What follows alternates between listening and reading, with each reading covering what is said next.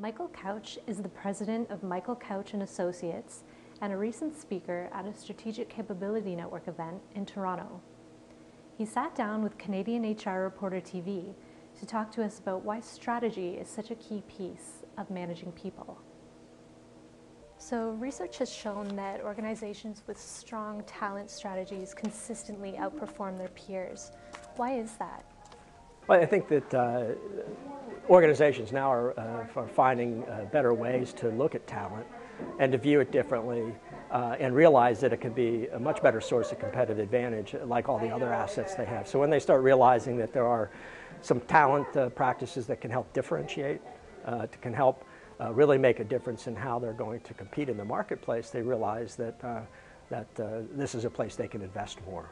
And so, really the idea that they can compete through talent really becomes a hallmark of the strategy and the work that they do. Why should organizations put strategy first instead of putting people first? And it's just for that reason. It's probably just to make a point. I think particularly, HR has always felt like it's been out of the loop on strategy. And I think if HR leaders and talent leaders think about the business first and realize what it takes in the business, what it takes in strategy, and be able to better match talent, match that asset to it, that way they'll be much more effective and really be able to help the organization compete. So that is, that's the point, that to put strategy first, not people. Why is it so important to measure the impact of talent management practices, and does that get lost in a lot of organizations? Yes, it does get lost, partly because there haven't been good analytics, and partly because it hasn't been seen as important and HR people have not been good at it.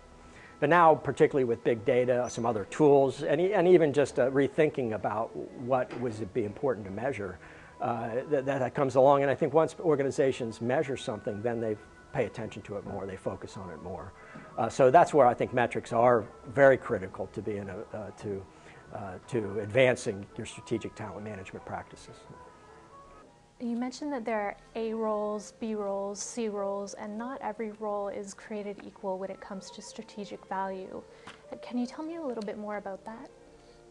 Yeah, so it's a tough discussion sometimes, but it becomes obvious once organizations start realizing that there are some functions. They aren't always just the ones at the top of the house, but they're often ones that have the most connection with the marketplace.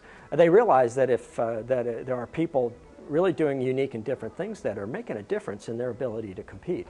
Those tend to be different roles, and that's where the best people ought to be. And it's just another way to learn how to compete. And also, we don't have unlimited resources. So if you're going to invest somewhere, where would be the best place to invest? Well, that's the idea of thinking about differentiating your roles can help you get a place where the best return on improved performance would be.